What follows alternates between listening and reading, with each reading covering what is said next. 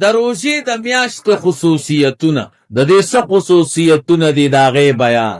نو اول نمبر د کال 12 میاشتې دي، د یوې میاشتې نوم هم په قرآن کریم کې نه دی ذکر غیر د دې میاشتې نه چې رمضان دی. الله فرمایي شهر رمضان الذي انزل فيه القرآن. د کال 12 میاشتې دي، د یوې میاشتې نوم په قرآن کریم کې نه دی ذکر. دا د دې میاشتې خصوصیت دی چې د دې میاشتې نوم قرآن کریم کې ذکر. دویم نمبر خصوصیت د دې میاشتې دا دی چې قرآن کریم په دې میاشت کې نازل دی. د بیت د لوح محفوظ نه اسمان د دنیا ته چې هغې ته بیت العزت وایي، په دې میاشت کې قرآن کریم ټول په یک دم نازل دی، په نورو میاشتو کې داسې نه. دریم نمبر اسماني چې څومره کتابونه دي 4 واړه، دا ټول په دې میاشت کې نازل شوي دي. ګوره تورات په 6 رمضان باندې نازل دی، انجیل په 14 رمضان نازل دی، یو روایت کې دی 18 رمضان، زبور په 12 رمضان باندې نازل دی، او قرآن کریم په 23 رمضان باندې. دا اخرنۍ خبره تفسیر ابن کثیر لیکلې ده، اول جلد او صفحه 282. نو 4 واړه کتابونه دا په دې میاشت کې نازل شوي دي. 4م نمبر خصوصیت دا ده دا میاشت ځکه افضله ده چې دې کې د لوی عبادت حکم الله تعالی کړی. فمن شهد منکم الشهر فلیصمه. څوک چې دې میاشت ته حاضر شي نو روژه دې کې. 5م نمبر خصوصیت د دې میاشت دی، په دې میاشت کې یوه شپه د هغې ته لیلة القدر وایي، او بیان یې درته کوم انشاءالله، او کوشش کوو چې لیلة القدر پیدا هم کوي. علماو پکې ښه خواري کړې. نو په دې میاشت کې یوه شپه ده چې هغې ته لیلة القدر وایي. هغه د 1000 کالو د 1000 میاشتو د عبادت نه بهتره ده. 6م نمبر د دې میاشتې خصوصیت، په دې میاشت کې د جنت دروازې خلاصېږي. جنت دروازې خلاص. 9م نمبر خصوصیت، په دې میاشت کې د جهنم دروازې بندېږي. 8م نمبر خصوصیت، په دې میاشت کې سرکشه شیطانان په زنځیرونو باندې تړلی شي. دا 3 واړه خصوصیتونه د بخاري شریف په یو حدیث کې راغلی دی. حضرت ابو هریره رضی الله تعالی عنہ راوی دی، او بخاري شریف کې ګورئ نو 1898 نمبر حدیث دی، او مسلم شریف کې هم دا حدیث تا 1009 نمبر حدیث دی. 9م نمبر خصوصیت د دې میاشتې دې کې د رحمت دروازې خلاصېږي. د حضرت ابو هریره رضی الله تعالی عنہ روایت ته چې رسول الله مبارک صلی الله علیه وسلم فرمای د روژې په میاشت کې د رحمت دروازې الله خلاصای. دا حدیث مسلم شریف کې ده، 2م جلد او 1009 نمبر حدیث ده، او امام ترمذی رحمه الله په خپل کتاب سنن ترمذی کې مراوړی ده. 682 نمبر حدیث ده، او سنن ابن ماجه کې هم ده 1442 نمبر حدیث ده، او صحیح ابن خزیمه کې هم ده 1883 نمبر حدیث ده. 10م نمبر خصوصیت د دې میاشت دی. دا ګوره عامه میاشت نه د خصوصیتونو نه ډکه ده. 10م نمبر خصوصیت دا ده چې په دې میاشت کې الله د ګناهګارانو ګناهونه ریجی او ختمی. دا په حدیث ته حضرت ابو هریره رضی الله تعالی عنہ کې راغله چې مسلم شریف کې راغله ده، صفحه د 209 اول جلد ده. 11 نمبر خصوصیت د رمضان په وجه الله د مسلمانانو ګناهونه معاف کوي. هغه مشهور حدیث ته امین ده. رسول الله مبارک صلی الله علیه وسلم یو صحابی ده، کعب ابن عجرینم ده رضی الله تعالی عنہ، وی رسول الله مبارک د جمعې په ورځ د منبر یو تاخت او خطا وی فرمایل آمین، بل تاخت او خطا حضور فرمایل آمین، دریم تاو خطا نبی علیہ السلام فرمایل آمین. صحابه پوښتنه وکړه قربان نن دې درې کرته آمین وی. رسول الله مبارک صلی الله علیه وسلم فرمایل جبرئیل علیہ السلام راته راغی، راته وی هغه چاته دې د الله د رحمت نه لرې والی چې د باندې رمضان راشي او الله ورته بخنه ونکي. ما ورته وی امین. بیا جبرئیل علیہ السلام زه چې د دویم پوړی ته وختم زینې ته، جبرئیل علیہ السلام راته وفرمیل بعدا لمن ذکرت عنده فلم يصلى علی، بعدا لمن ذکرت عنده. جبرئیل علیہ السلام فرمایل هغه چا د پاره د الله د رحمت نه لرې والی چې د ده سره ته یاد شي او پتا درود نه وای. نو ما وی امین. دریم کرت جبرئیل علیہ السلام فرمایل هغه سړی دی د الله د رحمت نه لري چې د ده مور او پلار کمزوري شي او سپینګیري شي، یا یو د مور او پلار نه او مور او پلار د سره خدای د مور او پلار داسې خدمت ونکي چې الله د مور او پلار د خدمت په وجه باندې وبخي. ما وی امین. نو رمضان المبارک کې کمال دا دی چې په روژه کې الله د انسان ټول ګناهونه معاف کوي. 12 نمبر خصوصیت د دې میاشتې دا دی چې دا د برکت میاشت ده. برکت څه معنا ده؟ عمر به دی الله زیاتای، مال به دی زیاتای، خوشحالی به دی زیاتای، ځواني به دی زیاتای. حضرت ابو هریره رضی الله تعالی عنہ فرمای رسول الله مبارک صلی الله علیه وسلم فرمایل اے صحابه اتاکم رمضان، تاسو ته رمضان راغی، شهر مبارک، دا یو میاشت د برکت والا. الله تعالی په تاسو باندې د دې روزې فرض کړي. په دې کې د اسمان دروازې خلاصېږي، د جهنم دروازې بندېږي، سرکش شیطانان پکې تړلی شي او د الله دپاره په دې کې یوه شپه ده چې د زرو میاشتو د عبادت نه بهتره ده. څوک چې د دې میاشتې د خیر نه محرومه شو دی به ټول عمر بې خیره ګرځي او محرومه به. دا حدیث امام نسائی رحمه الله په خپل کتاب کې راوړی. سنن نسائی کې 4 جلد ده، 101 صفحه ده چې کم بیروته سنن نسائی ده. او امام بیهقی رحمه الله په شعب الایمان کې ذکر کړی، اول جلد او 300 او 609 نمبر حدیث ده. 13 نمبر خصوصیت د دې میاشتې په هر شپه د روژې کې الله یو جهنمی آزادی او الله فیصله کوي و دوزخی ز جنت ته.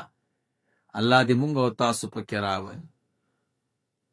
14 نمبر خصوصیت د دې میاشتې په هر شپه کې د الله د طرف نه یو غاک کوونکی غاک کوي چې اے د خیر طلب کوونکی راشه، اے د شر طلب کوونکی د شر نه منې شه.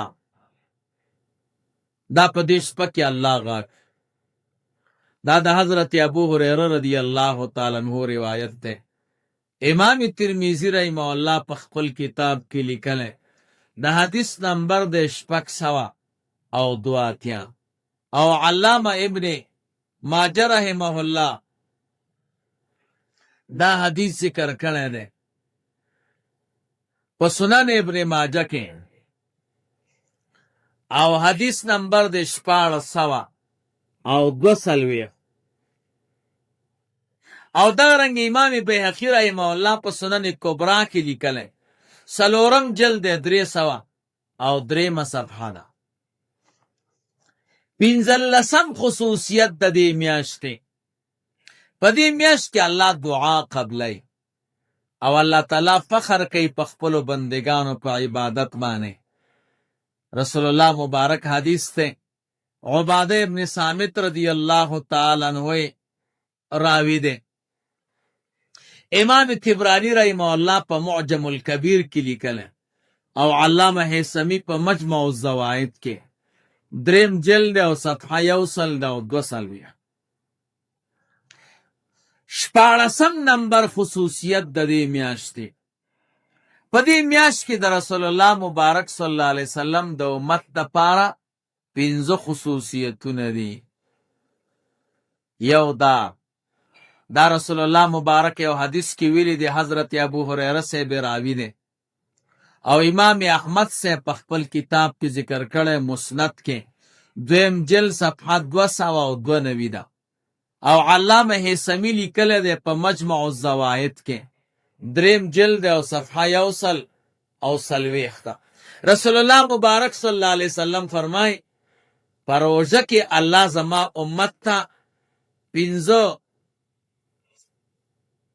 15 خصوصیتونه ورکړي دي. یو دا چې زما د امتی د روزهدار د خولې بوی الله تعالی ته د مشک او د عنبرو نه ډېر خوښ دی. دویم خصوصیت الله په دې روزه کې زما امت ته دا ورکړه چې څومره د الله ملایکی دي دې روزهدار د پاره استغفار غواړي تر څو چې روزه نه یې ماته کړي. موږ تاسو ګوره مزیدي ښه سهار چې روزه کې تر ماښامه پورې د الله چې څومره ملایک دي دې روزهدار د پاره استغفار غواړي، خدایه وی بخي یا الله وی بخي. نو ته ووایه چې دا ټول ملائک الله په دې منصب مقرر کړي دي او تا ته دعا کوي خدای روزهدار وبخي، نو د دې نه غټ منقبت او خصوصیت کوم ځای کې دی؟ 3 نمبر خصوصیت دا ده وی په روزه کې هر ورځ الله جنت ښایسته کوي. جنت ته وایي او جنت ښایسته شه او خپل حسن راښکاره که. جنت ورته وایي و خدایه قیامت دی؟ وی نه قیامت نه دی، زما د اخیری پیغمبر امتیانو روزه نیولې ده، نو د هغوی د اعزاز د پاره خپل ښایست راښکاره که. 4 نمبر خصوصیت دا ده رسول الله مبارک فرمایي په دې کې سرکش شیطانان تړلی شي. ته نه ګورې په روزه کې جومات کې خلک ډېري، اوس خدا ویرس غم را ورسېده کنه جومات کې به ځای نه، په روزه کې خلک ډېري منځونه ډېر کوي، تلاوتونه ډېر کوي، ځکه هغه سرکشه شیطانان چې دي هغه ټول تړلی شوي دي، هغه ټول تړلی شوي. اوس چې روزه کې یو سړی مونځ نه کوي نو دا د هغه وړو شیطانانو مني، دا کمزورو شیطانان، نو دا ډېر بیکاره سړی دی چې ماشومان یې غلطوي. 5 نمبر خصوصیت رسول الله مبارک صلی الله علیه وسلم فرمایي زما د امت دا دی چې په آخره شپه زما امتیان چې چا روژه نیولې ده ټول معاف کوي. هغه صحابي پوښتنه کوي وی قربان، صحابي پوښتنه کوي وی قربان په لیلۃ القدر کې الله معاف کوي؟ وای نه، لیلۃ القدر کې نه، د رمضان په اخیره شپه کې. ځکه څوک چې مزدوري وکړي نو مزدوري ورته په اخر کې ملاویږي. نو کله چې روژه مو ونیوه او اخره شپه شوه، په دې اخره شپه الله ټول جهنمیان د جهنم نه خلاصوي او جنت ته لیږي. الله دې موږ او تاسو پکې راوړي. دا درته هغه خبرې کوم چې د روژې د مسایلو نه مخکې یادولې ضروري دي. دویم نمبر خبره د روژې تاریخ.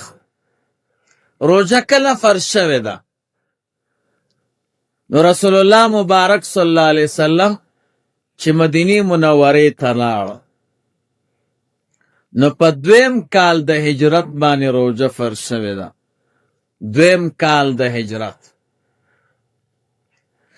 رسول الله مبارک صلی الله علیه وسلم څو کاله روژې نیولې دي؟ نو نبی علیہ الصلوۃ والسلام 9 کاله روژې نیولې دي. روژه چې کله فرض شوه نو 9 کاله رسول الله مبارک روژه ونیوله. بیا د هغې نه بعد وفات شوی دی. دا یو کتاب دی، د هغې نوم دی زاد المعاد، دویم جلد او صفحه د 10. نو د هغې کې دا مسله ده. دریم نمبر مسله، دی میاشتې ته رمضان وای. دی ته ولې رمضان وای؟ میاشت رمضان اصل کې رمز دا ګرمۍ ته وای. عرب وای، حدیث کې راغلی دی صلاة الاوابین حین ترمض الفصال. تاسو د غرمې مونځ هغه وخت کې کوئ چې د لمر دومره ګرم شي چې د اوښ بچی د اوښې نه وتښتي. نو رمز معنا د ډیر تاو او ګرمي.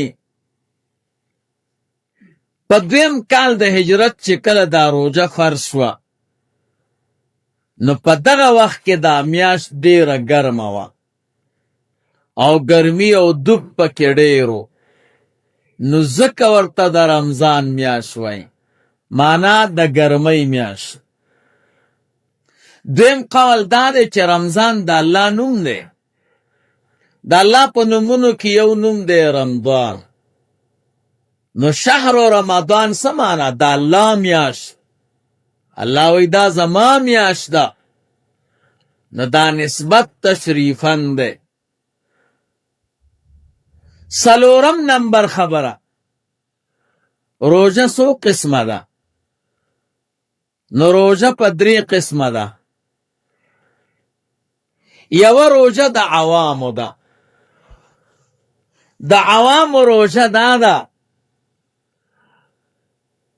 چې خپله خېټه او عورت ساتي د خوراک او د شهوت نه. دا د عامو خلکو روژه ده. عام خلک چې روژه کوي. دویم قسم روژه د خواصو ده، نیکان خلک. هغوی د دې عوامو روژه خو کوي، خو د دې سره سره ظاهري اندامونه د ګناهونو نم ساتي. په خولې غیبت نه کوي، دروغ نه وایي، په غوږونو غیبت نه اوري، په لاسونو او پښو زیاتی او ظلم نه کوي، او په سترګو باندې بېځایه کتل نه کوي. دا د خواصو روژه ده چې د روژې نیولو سره سره خپل ځانونه د ګناهونو نم ساتي. دریم نمبر روژه د اخص الخواصو ده. د اخص الخواص روژه دا ده چې د دې عوامو چې کومه روژه ده او د خواص روژه ده، د دې سره سره خپل زړه او مازغه د ما سوی الله نه ساتي. یعنې زړه کې د الله جل جلاله د محبت نه غیر د بل چا مینه نه پرېږدي او خپلو مزغو کې د دین او د اسلام د فکر نه غیر د بل شي فکر پکې نه پرېږدي. دا د اخص الخواص روژه ده او دا درجات چې الله ورکوي نو دا په دې دوو روژو ورکوي، د خواصو او د اخص الخواص. څلورم نمبر خبره، د روژې د فرضي روژې نه غیر نور نفلی روژې هم شته. نفلی روژې هم شته، نو هغه 5 قسمه دي. یو ته د عاشوري روژه وایي، 10 د محرم، نو د هغې نیول سنت دي او نفل دی. رسول الله مبارک صلی الله علیه وسلم چې مدینه منورې ته راغی نو یهودو د 10 د محرم روژه نیولې وه. رسول الله مبارک پوښتنه وکړه ولې؟ وی قربان دې کې الله مونږ سره ډېر احسانات کړي دي. موسی علیه السلام او زمون قوم د دشمن نه خلاص کړی دی.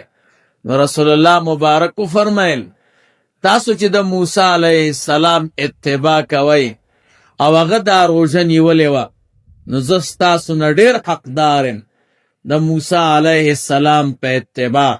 نو رسول الله مبارک به د عاشوري روژه نیوله او صحابو ته امر کړو چې تاسو هم روژه نیسئ. دویم نمبر روژه ایام البیس، هر میاشت کې 3 روژې نیول، 14مه ورځ، 14مه ورځ، 15مه ورځ.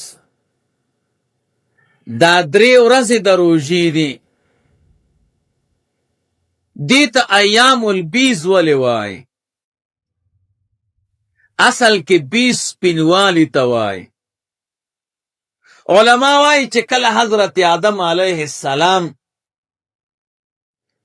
د جنت نه راکوز شو نو دا وجود مبارک تورو،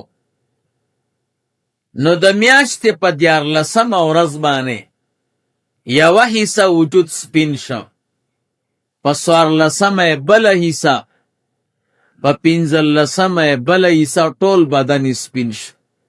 ځکه ورته ایام البیز وایي. کله چې روژه فرض نه وه نو د رسول الله مبارک صلی الله علیه وسلم او د صحابه عادت داو چې د عاشوري روژه به نیوله او ایام البیز. دریم نمبر نفلی روژه د حضرت داود علیه السلام روژه ده چې یو ورځ به روژه کوله او بله ورځ به یې خوړله. څلورم نمبر د عیسی علیه السلام روژې دي. د عیسی علیه السلام روژې داسې وه چې یو ورځ به یې روژه نیوله او 2 ورځې به یې خوړله. 5م نمبر نفلی روژه د محمد رسول الله صلی الله علیه وسلم نه.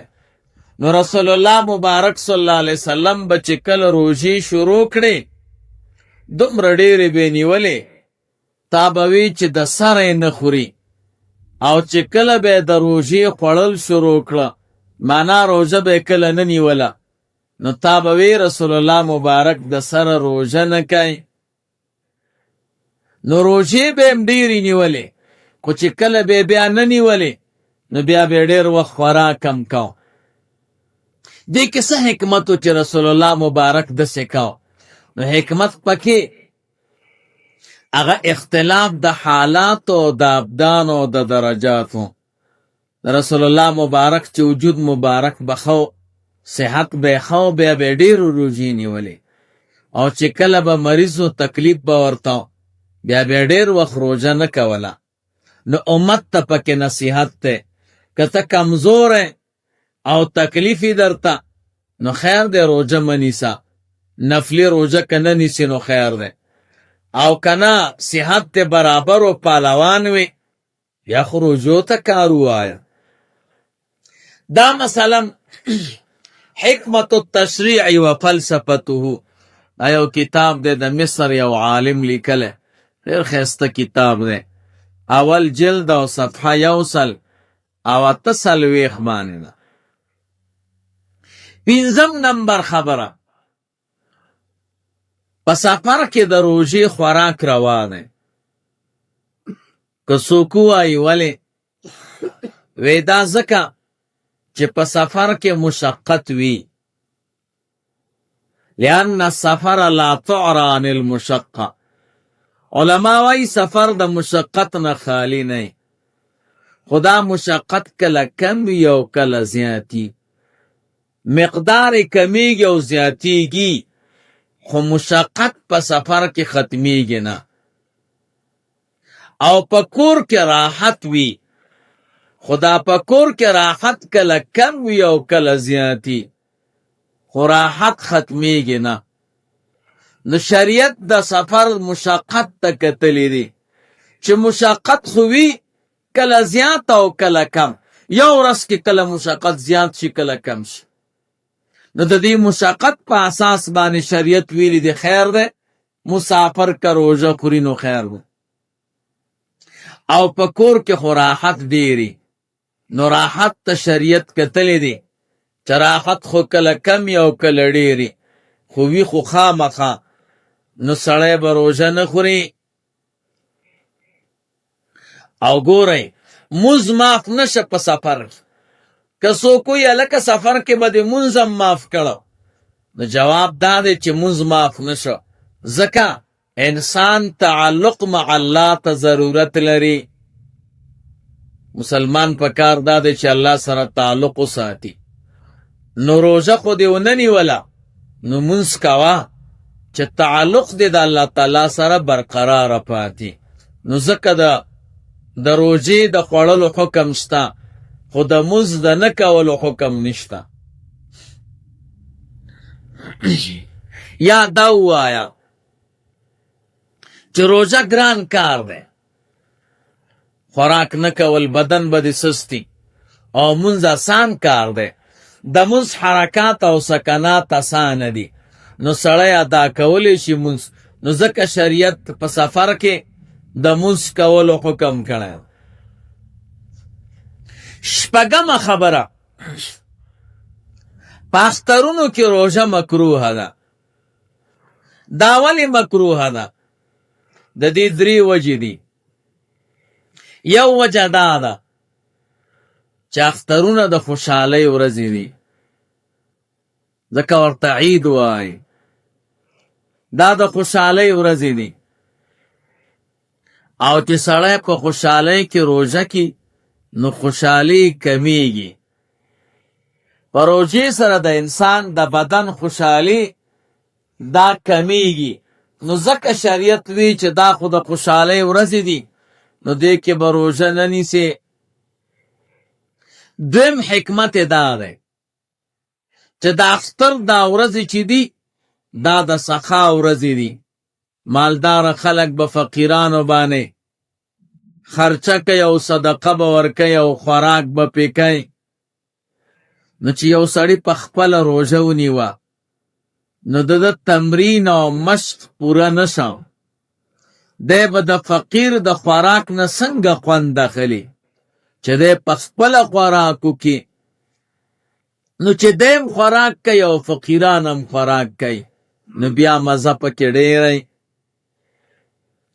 3 نمبر حکمت پکې دا دی چې د اختر په ورځ مسلمانان د الله ملمانۍ، اضیاف الرحمن، د الله ملمانۍ. او ګوره ملما چې د کور والا په کور کې خوراک وکړي نو کور والا خوشحاله کېږي. نو اختر کې مونږ او تاسو د الله ملمانه یو، نو چې مونږ او تاسو خوراک کو نو الله ور باندې خوشاله کیږي. نو ځکه په اختر کې روژه نیول بند شو. اووم نمبر خبره، په ایام التشریق کې روژه نیول ولی مکروه دی؟ ایام التشریق خو پیژنئ، دا هغه ورځې دي چې لوی اختر کې مونږ او تاسو پکې تکبیرونه وایو، الله اکبر الله اکبر، لا اله الا الله والله اکبر، الله اکبر ولله الحمد. اختر کې تکبیرونه وایو مخکې ورځ او وروستو. نو هغې کې هم روژه نیول مکروه دي. دا ولې؟ دا ځکه چې دا د حاجیانو ورځې دي. حاجیان په دغه ورځو کې په حج کې ډېر مصروف وي. نو که شریعت د روژې اجازت کړی وی، نو بیا به د حاجي صاحب په حج کې فطور او کمزورتیا راتله. نو شریعت وایي د ایام التشریق په ورځو کې روژه مه نیسئ چې حاجیان کمزوري نشي. اوس کم خلک چې حاجیان نه دي، نو هغوی د دې نه ولې بند دي؟ وی دا ځکه چې ټول خلک عبادت په یو طریقه باندې وکړي که د شریعت او د اسلام حکم خو عامي، نو حاجی او غیر حاجی سره برابر کړه. دویمه وجه دا ده، دا چې څوک حج نه کوي ده ته وایي تم روژه مه نیسه. دا دې دپاره چې حج سره محبت پیدا شي. دی به فکر وکړي د اختر په دویمه او په دریمه زه شریعت د روژې نه منې کړم. دا ولې؟ ځکه چې دې کې حاجیان په حج کې مصروفه دي، نو خدایه ما هم حج ته ولېږې. نو د دې غیر حاجي به د حج سره محبت ډیر شي. نو ځکه شریعت حکم وکړه چې په ایام التشریق کې د څوک روژه نه نیسي. اتم نمبر خبره، روژه یوه میاشت ولې شوه؟ که څوک درته وایي دا روژه 10 ورځې ولې نه وه، 20 ورځې ولې نه وه، 25 ورځې ولې نه وه، نو یو میاشت الله دا روژه ولې مقرر کړه؟ نو د دې جواب دا دی چې د ورځو اعلی مقدار میاشت ده، ادنا مقدار هفته ده. دا ورځې چې راغونډې کې ډېرو ورځو نوم چې یو نومي، نو یوې وړوکی نوم دی او یوې اعلی نوم دی. وړوکی نوم یې دی هفته او اعلی نوم یې دی میاشت. او دا عبادت خو اعلی دی، نو دې دپاره اعلی مقدار پکار دی چې هغه میاشت ده. نو د ورځو د مقدار د پاره ضابط یعنی ضبط کوونکی ادنا هغه هفته ده، اعلی میاشت ده. او د هفتې د پاره ضابط بیا د میاشتو د پاره ضابط کال دی. کال په میاشتو مشتملی او میاشت دا په هفتو مشتملی او هفتې په ورځې مشتملی. نو خلاصه دا راووته چونکې دا اعلی عبادت دی، نو شریعت اعلی مقدار د ورځو مقرر که چې هغه 30 دی. نهم نمبر خبره، د روژې دپاره دا میاشت ولې خاص شوه دا رمضان؟ دا ځکه چې روژه اعلی عبادت دی، دې ته اعلی میاشت هم پکار ده. په دې 12 میاشتو کې د رمضان المبارک غوندې اعلی میاشت بله نشته. ګورئ قرآن کریم په دې میاشت کې نازل دی، لیلة القدر په دې میاشت کې ده. یوه لیلة القدر د 1000 میاشتو د عبادت نه بهتره ده. نو دا میاشت د کال په 12 میاشتو کې د ټولو نه اعلی میاشت وه. نو ځکه شریعت حکم وکړ چې تاسو به په دې میاشت کې روژه نیسئ. لسم نمبر خبره، دا روژه د ورځې ولې شوه؟ یو سړی به درنه پوښتنه وکړي دا د ورځې ولې روژه نیول راغله؟ نو د شپې ولې نه دی راغلی؟ دا ځکه چې په عباداتو کې هغه عبادت الله ته ډېر ګراني چې کوم کې مشقت ډېري. مشقت چې ډېریږي الله ثوابونه ډېر درکوي، او مشقت چې کمیږي نو الله ثوابونه کم درکوي. حدیث کې راغلی دی، رسول الله مبارک صلی الله علیه وسلم فرمایي افضل عبادت هغه دی چې هغه ډېر سختي. که تاسو فکر کړئ نو شپه کې سکون او آرام. شپه کې خو خلکو ته روژه نیول ډېر اسانه دی، خو چې ماخوستن منځو کې ویده بشي او سهار به راپورته شي، نو په دې روژې نیولو خو درته هېڅ تکلیف پیدا نه شو. نو شریعت وایي د دې ثواب کم دی، نو روژې ورځې ته واړوله. نو سړی ویښي او ګرځي راګرځي او د خوراک شیونه ګوري، ډوډۍ ورته ښکاري، اوبه ورته ښکاري، میوې ورته ښکاري، او سره د هغې نه نه خوري، خو مشقت ډېر شه کنه. نو ځکه د ورځې روژه شوه چې مشقت ډېر شي او روژهدار ته الله ثواب ډېر ورکي. دقه وجه ده.